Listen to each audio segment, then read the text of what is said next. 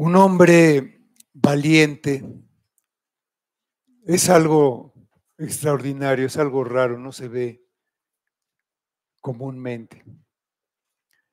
Si podemos pensar quiénes son estos hombres valientes, pudiéramos pensar, por ejemplo, en los soldados, en los bomberos que pues enfrentan el peligro constantemente y con un fin noble. Si nos pusiéramos a pensar quién pudiera ser el hombre más valiente que ha existido, posiblemente pensáramos en un hombre que fue un héroe, un gran conquistador, como Alejandro Magno, por ejemplo. Pero en la Biblia tenemos muchos ejemplos de hombres verdaderamente valientes. Está Jonatán, el hijo de David, que él, acompañado solamente de su escudero, fue hacia una fortificación filistea y pues los derrotó a todos. Pero yo creo que de los más valientes que ha habido son esos tres varones, amigos de Daniel, que estaban con Daniel en Babilonia.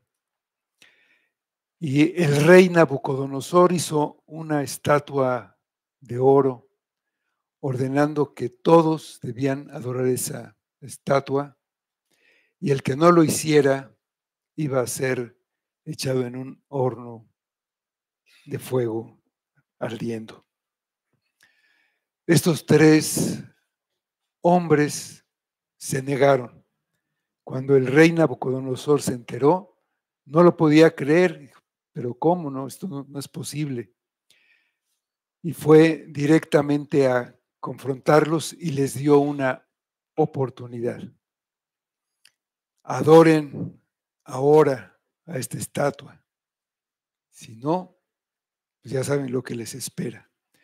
Y la respuesta de ellos fue una respuesta donde pues se destila valor. Estos hombres se llamaban Sadrac, Mesec y Abednego y respondieron al rey Nabucodonosor diciendo: no es necesario que te respondamos sobre este asunto.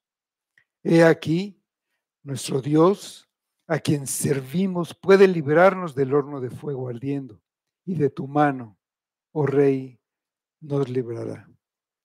Y si no, sepas, oh rey, que no serviremos a tus dioses, ni tampoco adoraremos la estatua que has levantado. ¿De dónde venía este valor de estos hombres? Pues venía no de ellos, venía de Dios. Y ese valor que demostraron iba a lograr para ellos, bueno, primero fueron echados al horno de fuego, pero su vida fue preservada, obtuvieron vida. Y más que eso, obtuvieron la vida eterna. Entre la valentía y la vida eterna hay una relación. Y en lo que Pablo le está enseñando a Timoteo, hay algo de esto. Vamos a la segunda carta a Timoteo, capítulo 1, de los versículos 7 a 10. Le dice a Timoteo cuál es la razón por la que él debe ser valiente y cuál es el fruto de esa valentía y cómo hubo todavía un hombre más valiente que estos tres, el Hijo de Dios, Jesucristo, que él solo, completamente solo, vino a este mundo, un mundo gobernado por Satanás, donde él derrotó a cada uno de estos enemigos y los destruyó para salvar a su pueblo. Ese es el hombre más valiente que ha existido. Lo hizo siendo hombre, porque se despojó de lo que él era, de ser Dios. Entonces dice así la palabra de Dios, 2 de Timoteo 1, capítulo 1, versículos 7 a 10. Porque no nos ha dado Dios espíritu de cobardía, sino de poder, de amor y de dominio propio. Por tanto, no te avergüences de dar testimonio de nuestro Señor, ni de mí, preso suyo, sino participa de las aflicciones por el Evangelio según el poder de Dios, quien nos salvó y llamó con llamamiento santo, no conforme a nuestras obras, sino según el propósito suyo y la gracia que nos fue dada en Cristo Jesús antes de los tiempos de los siglos, pero que ahora ha sido manifestada por la aparición de nuestro Salvador Jesucristo, el cual quitó la muerte y sacó a la luz la vida y la inmortalidad por el Evangelio. Vamos a orar.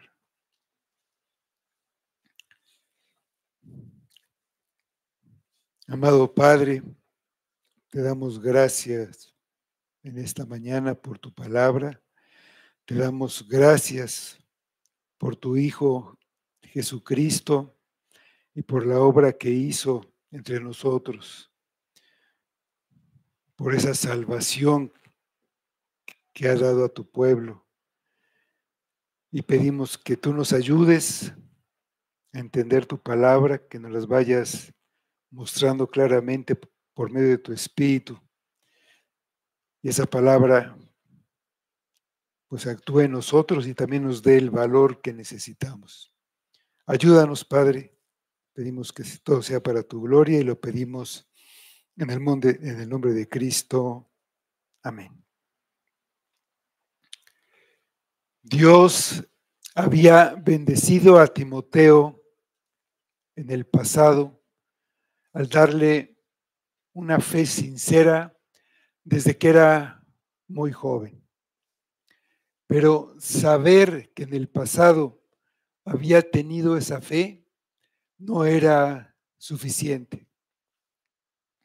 Él había llamado a ser un ministro de Jesucristo, por lo que Pablo le aconsejó que avivara el don que estaba en él.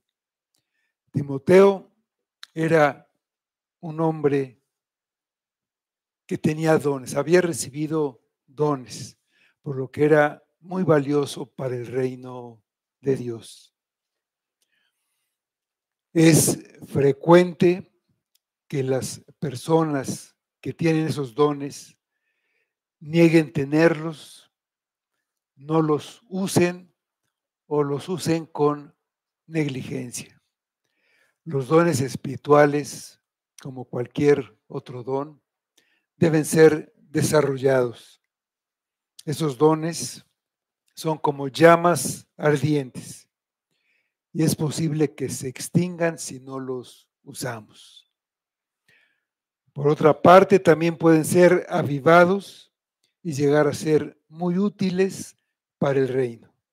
Entonces, pueden brillar o pueden extinguirse lentamente. Parece que Timoteo era algo tímido, lo que hacía necesario que Pablo frecuentemente lo animara a ser fuerte y valiente. Pero la verdad es que tenía una grande y pesada responsabilidad como supervisor de la obra de Dios en Éfeso. Este era un área muy grande, había muchos cristianos reunidos en muchas congregaciones, muchas iglesias locales que estaban pues, por toda esta región. En el libro de los Hechos, capítulo 19, versículo 8, 10 y 17, dice así. El 8. Y entrando Pablo en la sinagoga, habló con denuedo por espacio de 3 meses, discutiendo y persuadiendo acerca del reino de Dios. En el 10, así continuó por espacio de 2 años, de manera que todos los que habitaban en Asia, judíos y griegos, oyeron la palabra del Señor Jesús. Y en el 17, y esto fue notorio a todos los que habitaban en Éfeso, así judíos como griegos, y tuvieron temor todos ellos, y era magnificado el nombre del Señor Jesús.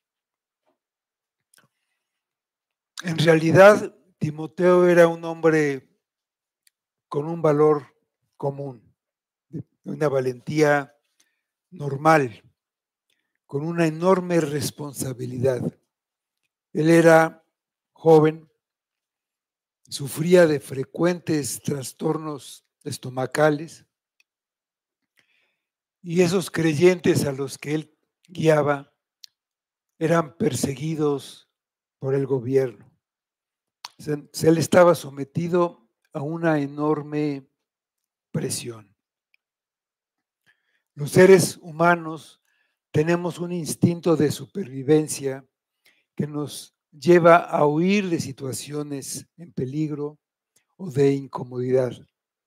Además, Timoteo era alguien a quien no le gustaba la confrontación.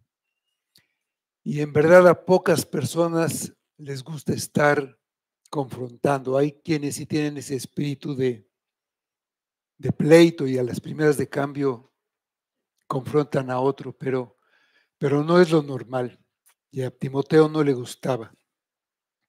Y Pablo, aunque era un hombre que amaba profundamente a sus semejantes y anhelaba la salvación de ellos, no evitaba la confrontación cuando era necesario. Quien sea que se atreva a confrontar a Pedro en público es alguien que puede confrontar a cualquiera. Timoteo ya tenía un corazón tierno que debe tener un pastor para sus ovejas. Pablo quiere que desarrolle la valentía necesaria para dirigir y proteger de una manera efectiva al rebaño. Necesitaba ser valiente.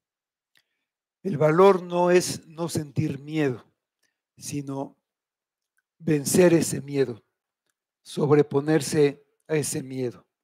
Y él necesitaba ser valiente para enfrentar esa difícil misión que tenía por delante, a pesar de los peligros que hubiera y del temor que le viniera por él, por eso. Por eso Pablo le aconsejó a Timoteo que avive el fuego del don divino que recibió.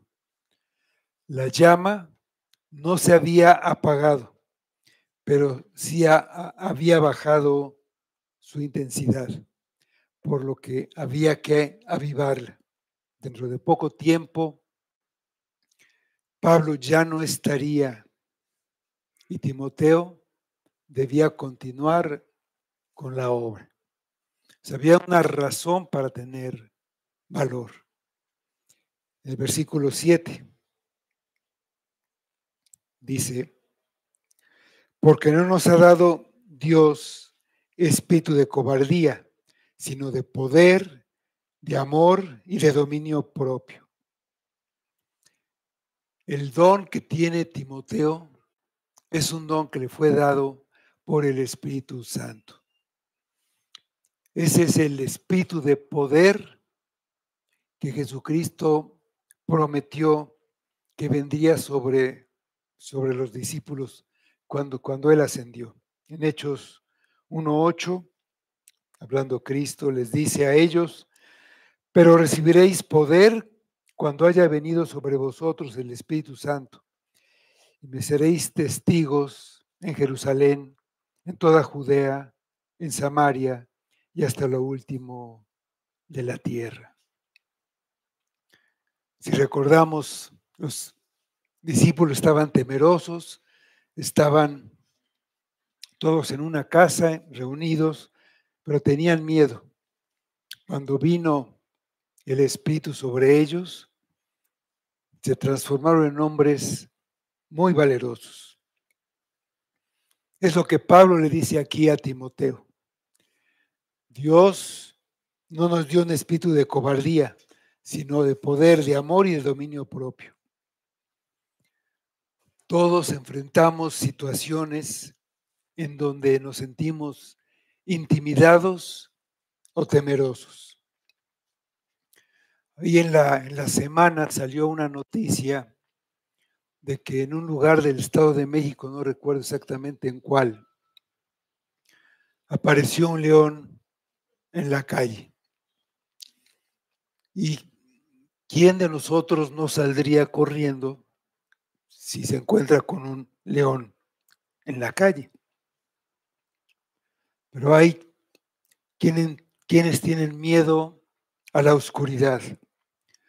A algunos les asusta hablar en público. Otros le temen a las confrontaciones. Otros le temen al ridículo. Muchos tenemos miedo de ser rechazados. Pero todos luchamos con nuestros miedos. Pero el miedo no viene de Dios. Puede venir de tu personalidad, de una debilidad en la carne, o puede estar simplemente en tu mente. Muchas veces tenemos miedo de cosas que ni siquiera son reales, nada más están en nuestra imaginación. La primera vez que el hombre experimentó el miedo fue cuando pecó en el Edén. Pecó y se escondió porque tuvo miedo. Miedo al castigo, a la muerte, porque Dios había dicho que moriría. Como sea, el miedo fue consecuencia del pecado. Y aunque haya la tendencia de tener temor en circunstancias adversas, peligrosas, el Espíritu Santo que le ha sido dado a cada creyente no es un espíritu de cobardía, es de poder, es de un poder que no tiene límites. De esta palabra poder viene nuestra palabra dinamita. Y la dinamita tiene poder. Cuando estamos trabajando en la obra de Dios, y proclamamos su palabra, representando a su reino, tenemos todo su poder atrás. Estamos a salvo en sus manos. Dios nos ha dado un espíritu de poder, nos ha dado un espíritu de amor. Y eso nos dice mucho acerca del poder que nos ha dado. Muchos pueden pensar en poder en términos de qué tanto podemos controlar o obligar a otros a hacer lo que queremos por medio de la fuerza. Pero el poder de Cristo se expresa en qué tanto podemos amar y servir a otros. Ese es el verdadero poder. La noche antes de ir a la cruz, sabiendo Jesús que el Padre había entregado en su mano todas las cosas. ¿Qué hizo con ese poder que tenía en su mano? Fue y lavó los pies de sus discípulos. Con el poder y el amor viene el dominio propio. El dominio propio se le llama templanza entre los frutos del Espíritu. Lleva la idea de una mente en calma, y con autocontrol, en contraste con el pánico y la confusión que se apodera de nosotros cuando estamos en una situación que nos produce miedo. Apoyado en ese poder, Timoteo podrá proclamar la verdad de Dios y su amor y podrá dar consuelo a los hijos de Dios que están siendo perseguidos. Y hasta podrá ir a Roma a visitar a Pablo en la prisión donde se encuentra. Tendrá control sobre sus sentimientos y sus emociones. Tendrá dominio sobre su mente y su corazón a pesar de las pruebas, las dificultades y la oposición. Si vive por Cristo y para Cristo, estará hablando continuamente de Él. Amará con sinceridad a las personas sin importar cómo ellas lo traten a Él. Será librado del temor. Ese es el poder, el amor y el dominio propio que debe tener.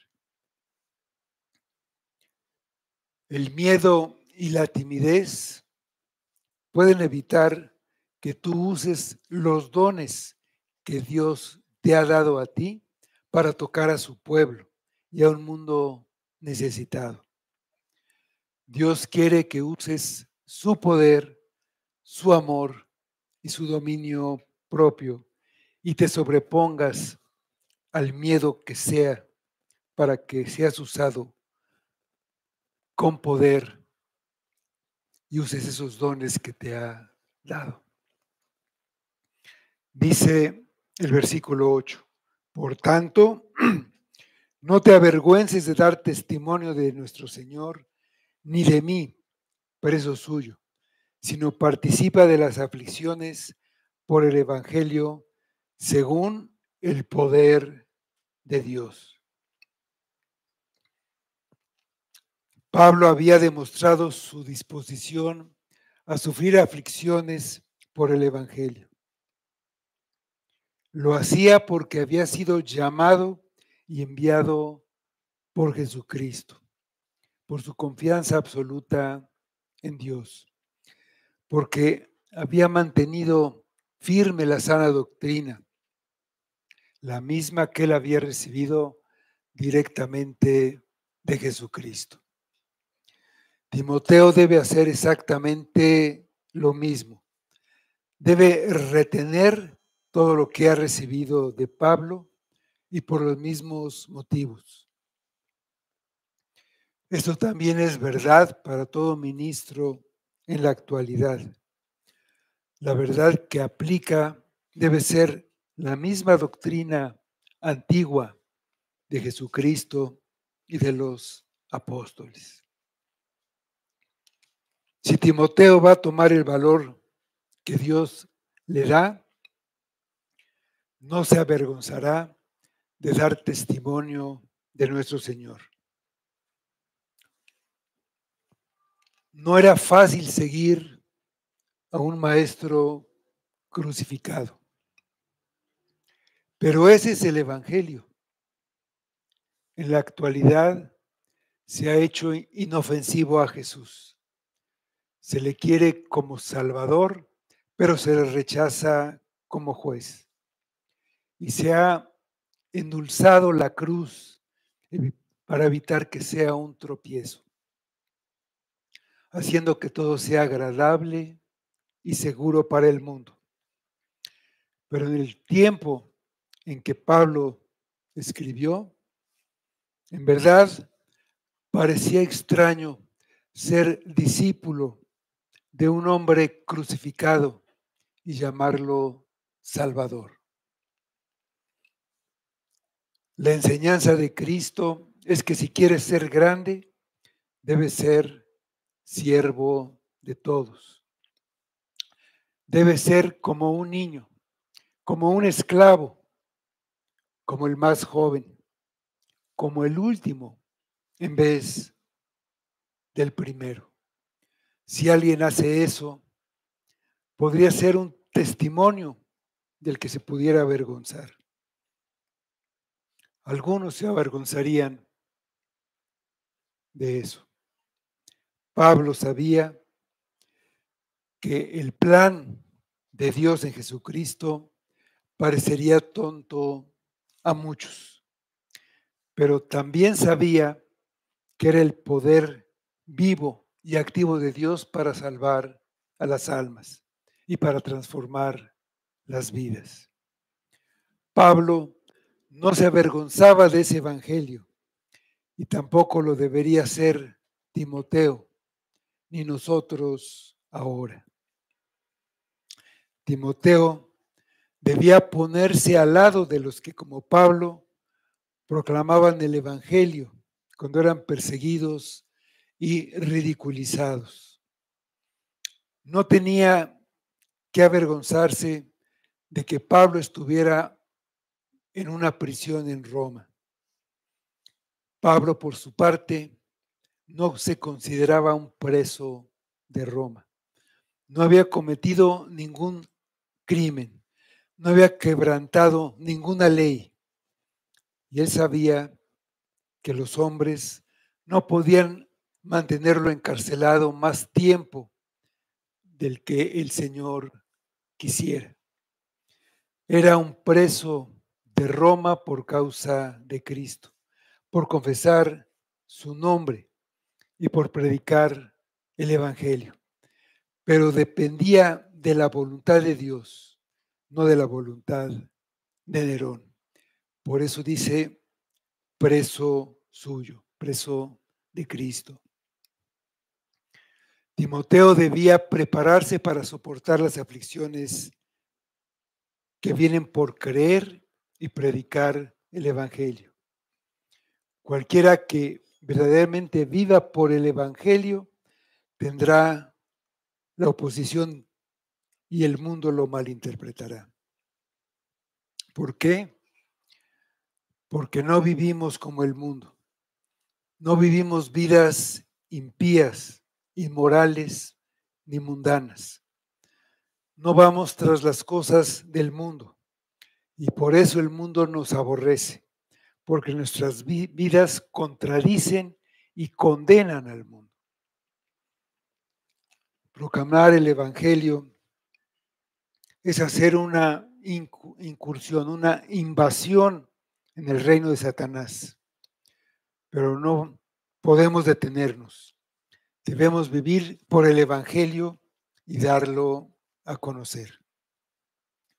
Debemos ponernos al lado de los que, como Pablo, testifican del Evangelio a un mundo perdido y moribundo, que se tambalea bajo el peso del pecado, la corrupción y la muerte. Y ya sabemos cómo reacciona el mundo. Dice Pablo a los tesalonicenses en 1 Tesalonicenses 3:3, a fin de que nadie se inquiete por estas tribulaciones, porque vosotros mismos sabéis que para esto estamos puestos.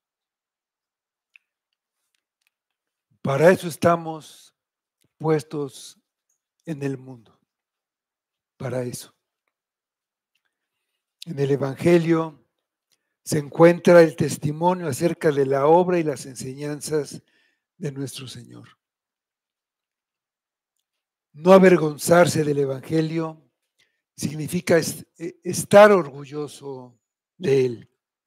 Timoteo debe estar dispuesto a sufrir el maltrato a la par con Pablo. debe estar dispuesto a recibir su parte de persecución. Y esto no con su propio poder, lo que sería imposible, sino con el poder de Dios. Este poder capacita para soportar hasta la muerte. Es el poder de Dios.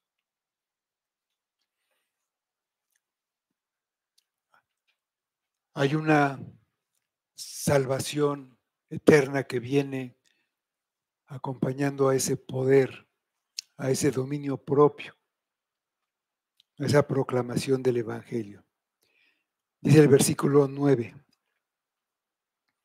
quien nos salvó y llamó con llamamiento santo, no conforme a nuestras obras, sino según el propósito suyo y la gracia que nos fue dada en Cristo Jesús antes de los tiempos de los siglos. Dios nos salvó. Dice quién nos salvó. Dios nos salvó. Al hablar del Padre, Pablo se refiere a Él como el Salvador, como nuestro Salvador.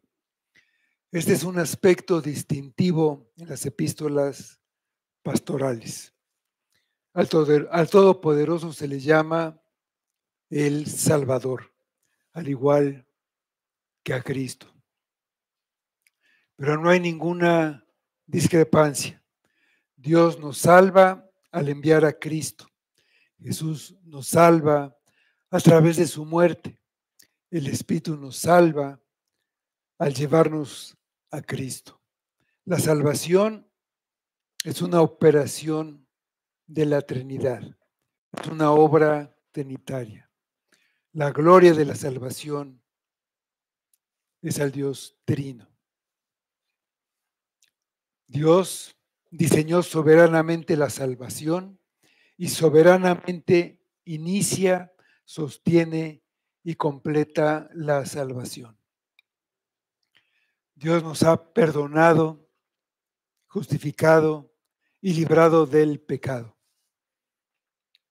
Nos ha librado de Satanás, de la muerte y del infierno. Entonces, en todo sentido, Dios es nuestro Salvador. Dios nos ha librado del mayor de todos los males y nos ha dado la mayor de las bendiciones. Somos sus hijos, perdonados y justificados, santificados. Dios, nuestro Salvador, nos llama con un llamamiento santo. Este no es el llamado general que se hace a toda la humanidad cuando se predica el Evangelio a todos los hombres. Es el llamado eficaz por el cual aquellos a quienes Dios ha elegido, sin duda llegarán a la salvación, también mediante la proclamación del Evangelio. Es un llamado santo, porque este llamado produce una separación del mundo y produce un amor genuino por Dios. A través de este llamado eficaz, el creyente da la espalda a lo que contrista a Dios el Espíritu Santo. Como hijos de Dios, abrazamos a Cristo y el deseo de nuestro corazón pues se convierte en agradarlo a Él. Somos llamados a la comunión con su Hijo. La salvación no es conforme a nuestras obras. El llamamiento santo no se debe a nuestra propia bondad. No es conforme a nuestras obras. No lo podemos ganar ni comprar. No lo ganamos. Todo nos fue dado en Cristo. Y nos fue dado desde antes que existiera el mundo. Es por la gracia de Dios. Dice Romanos 11:6. Y si por gracia, ya no es por obras. De otra manera, la gracia ya no es gracia. Y si es por obras, ya no es gracia. De otra manera, la obra ya no es obra. La salvación es según el propósito eterno de Dios, independientemente de cualquier circunstancia humana. Es una elección incondicional. Es solamente porque Él quiso. Dice Efesios 1:5. En amor, habiéndonos predestinado para ser adoptados hijos suyos por medio de Jesucristo, según el puro afecto de su voluntad, solamente por su voluntad, porque Él quiso.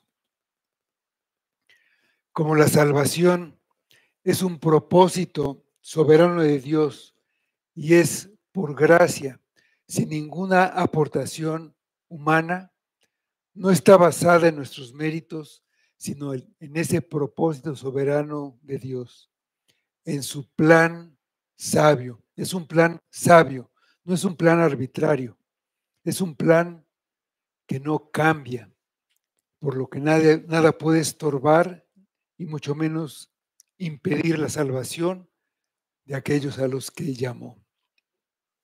Y Dios mismo guarda al creyente para que se cumpla su propósito. Sí, el Evangelio de Juan, capítulo 6, versículos 37 a 40. Todo lo que el Padre me da vendrá a mí, y al que a mí viene no le echo fuera, porque he descendido del cielo no para hacer mi voluntad, sino la voluntad del que me envió. Y esta es la voluntad del Padre, el que me envió, que de todo lo que me diere no pierda yo nada, sino que lo resucite en el día postrero. Y esta es la voluntad del que me ha enviado, que todo aquel que vea al Hijo y cree en Él tenga vida eterna, y yo le resucitaré en el día postrero. El Padre le dio al Hijo un pueblo. Ese pueblo estaba condenado, estaba esclavizado por el pecado. La voluntad del Padre es que nadie de ese pueblo se pierda. Entonces, el Padre envió a su Hijo para salvar a ese pueblo, y solo a ese pueblo que le dio. El Evangelio de Mateo 1:21 dice: y dará a luz un hijo y llamarás su nombre Jesús, porque él salvará a su pueblo de sus pecados. Él va a resucitar a todos los que pertenecen a ese pueblo en el último día, el día del final de la historia humana, cuando se cumplirán todas las promesas de Dios para darnos vida eterna.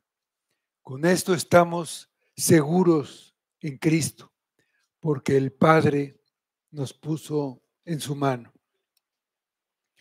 lo que nos lleva a la gracia que nos dio en Cristo, la gracia de la salvación, que se nos otorga gratuitamente mediante la obra expiatoria de Jesucristo.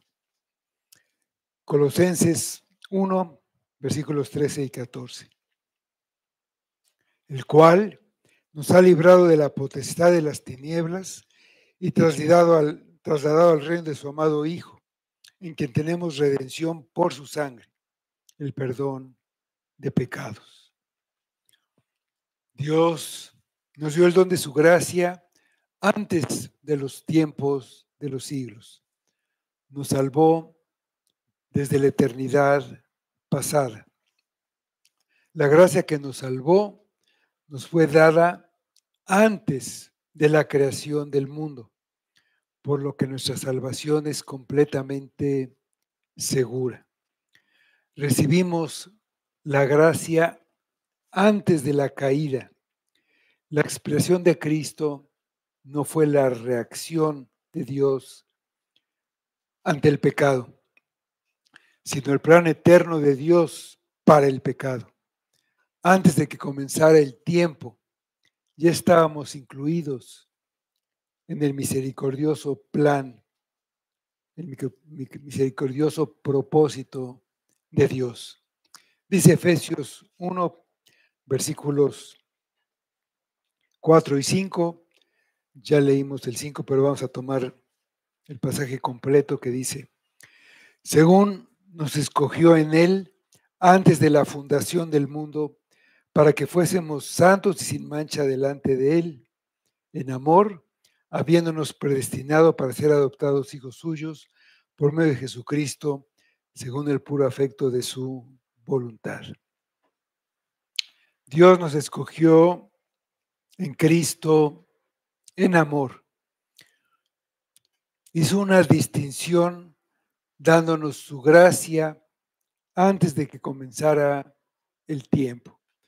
Por eso dice que nos salvó como algo ya consumado, aún antes de que el mundo fuera creado, aún antes de la caída, aún antes de que Cristo se encarnara.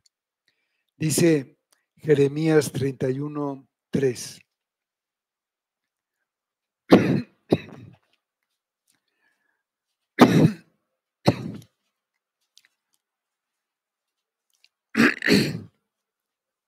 Jeremías 31, 3. Jehová se manifestó a mí hace ya mucho tiempo diciendo: con amor eterno te he amado, por tanto te prolongué mi misericordia. La salvación es manifestada, dice el versículo 10, pero que ahora ha sido manifestada por la aparición de nuestro Salvador Jesucristo, el cual quitó la muerte y sacó a la luz la vida y la inmortalidad por el Evangelio.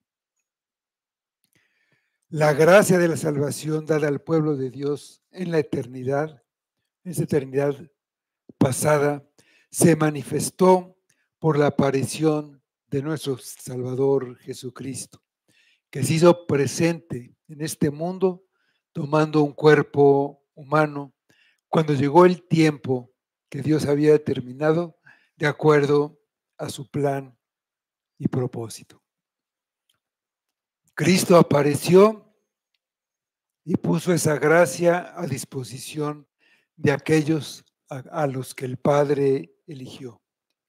La voluntad de Dios, su intención y su bondadoso amor en la elección brotan y se hacen visibles en la venida del Hijo como Salvador. En su obra de salvación, Cristo quitó la muerte. En 1 Corintios 15, 55 a 57 dice: ¿dónde está, oh muerte, tu aguijón? ¿Dónde, oh sepulcro, tu victoria? Ya que el aguijón de la muerte es el pecado y el poder del pecado la ley. Mas gracias sean dadas a Dios, que nos da la victoria por medio de nuestro Señor Jesucristo. En la cruz, Cristo derrotó y destruyó a los enemigos de su pueblo.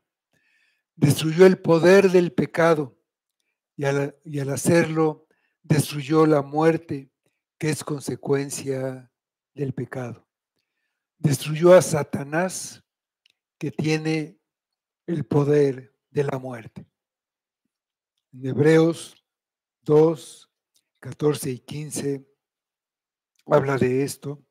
Dice así: así que, por cuanto los hijos participaron de carne y sangre, él también participó de lo mismo, para destruir por medio de la muerte al que tenía el imperio de la muerte, esto es, al diablo, y a librar a todos los que por el temor de la muerte estaban durante toda la vida sujetos a servidumbre.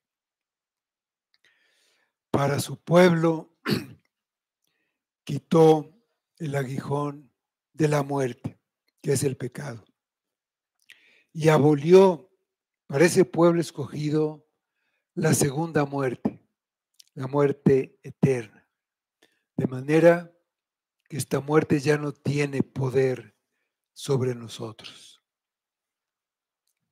Cristo sacó a la luz la vida, la sentencia justa para toda la humanidad por el pecado es la muerte. Cristo viene, no como el primer Adán, sino como el Adán perfecto. Él trae vida donde Adán trajo la muerte. En Génesis 2, 16 y 17 está la sentencia y dice: y mandó Jehová Dios al hombre diciendo: de todo árbol del huerto podrás comer, mas del árbol de la ciencia, del bien y del mal no comerás, porque el día que de él comieres ciertamente morirás. El hecho de que Adán no obedeciera a Dios hundió a la humanidad en las garras del pecado. Adán, el representante de toda la humanidad, cambió la perfección de Dios por una naturaleza sumergida en el pecado y ligada al pecado. En el segundo Adán, Jesucristo, la vida llega a un pueblo desamparado. Dice Primera de Juan 5, 11 y 12. Y este es el testimonio, que Dios nos ha dado vida eterna, y esta vida está en su Hijo. El que tiene al Hijo tiene la vida, el que no tiene al Hijo no tiene la vida. La maldición que merece el hombre por su desobediencia en el Edén quedó eliminada por la cruz de Cristo. Adán merecía morir, el hombre merecía morir. Cristo probó la muerte por nosotros, de manera que quedamos libres de nuestra deuda. Ya no pagaremos lo que legalmente debemos. Sacó a la luz la inmortalidad. La vida eterna se promete a los creyentes en el Evangelio. No solamente una existencia que no tendrá fin, sino una vida sin corrupción en un cielo nuevo y en una tierra nueva, que son una herencia reservada para nosotros. Sacó a la luz la inmortalidad con su resurrección, porque Él resucitó. Sabemos que la muerte no puede retener al pueblo de Dios. Romanos 6, 5. Porque si fuimos plantados juntamente con Él en la semejanza de su muerte, así también lo seremos en la de su resurrección. Jesucristo promete la inmortalidad a su pueblo. Evangelio de Juan 11, 25 y 26. Le dijo Jesús: yo soy la resurrección y la vida. El que cree en mí, aunque esté muerto, vivirá. Y todo aquel que vive y cree en mí, no morirá eternamente. ¿Crees esto? La salvación y el amor de Dios se muestran en el Evangelio de Jesucristo. A través de su Evangelio es como se proclaman las buenas noticias del amor salvador de Dios. Por medio del Evangelio, Dios trae a los escogidos a su familia. El Evangelio es clave en el plan de Dios. Dice Romanos 10, del 13 al 15 y el 17. Porque todo aquel que invocare el nombre del Señor será salvo. ¿Cómo pues invocarán a aquel en el cual no han creído? ¿Y cómo creerán en aquel a quien no han oído, de quien no han oído? ¿Y cómo oirán sin haber quien les predique? ¿Y cómo predicarán si no fueren enviados? Como está escrito, cuán hermosos son los pies de los que anuncian la paz, de los que anuncian buenas nuevas. El versículo 17, así que la fe es por el oír y el oír por la palabra de Dios. Timoteo no presenció la muerte y la resurrección de Cristo. Nosotros tampoco, pero sabemos de la vida y la inmortalidad de Cristo y de su obra que nos salvó. Lo sabemos por el Evangelio que sacó toda la luz y lo sigue haciendo. Alguien nos habló a nosotros del Evangelio y Dios nos llamó y nos salvó por medio de ese Evangelio que oímos. Por eso tenemos que vivir, amar y proclamar el Evangelio, que es poder de Dios para la salvación. El Evangelio es poder de Dios para la vida eterna.